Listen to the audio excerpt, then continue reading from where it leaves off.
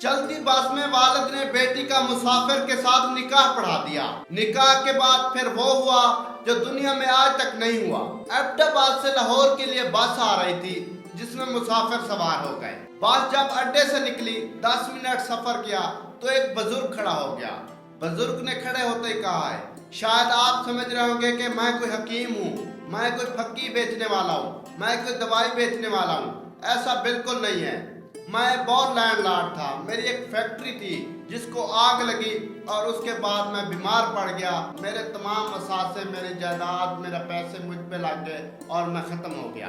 तो मेरी एक बेटी है जो कि आला तालीम याफ्ता है, तो मैं इसको ब्याहना चाहता हूँ, इसकी शादी करना चाहता हूँ। कोई है अल्लाह का नेक बंदा जो मेरी बेटी के साथ निकाह करे। पिछली सीट पे बैठा एक आदमी खड़ा हुआ। उसने कहा, मेरे 2 बेटे थे। एक MBBS डॉक्टर था जिसकी शादी हो चुकी है।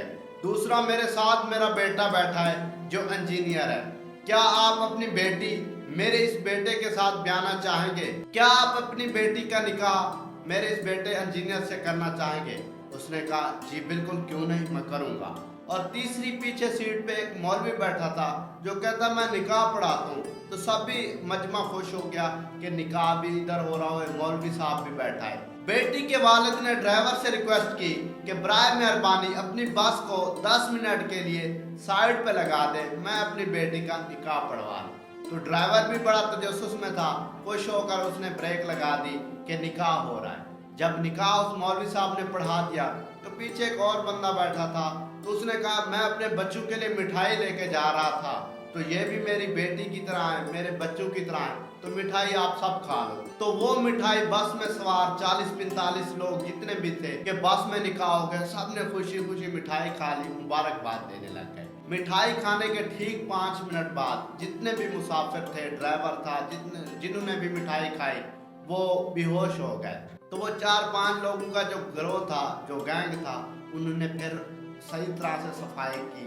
कानों में जिसकी बालियां थी वो भी उतार ली, जेब में मोबाइल थे, पैसे थे, लेके भाग गए। तो वीडियो बनाने का मकसद ये है, आप सबको पैगाम देना था कि आजकल के हालात हाजरा को मद्देनजर रखते हुए आप जब भी कहीं ट्रैवल करते हैं, बसों में जाते हैं, या अननोन पब्लिक प्लेस पर जाते हैं, किसी से भी एक घूंट पानी का भी लेकर ना पिए, ना किसी से कोई चीज़ ले ना खाएं, वरना आपके साथ भी ऐसा हो सकता है।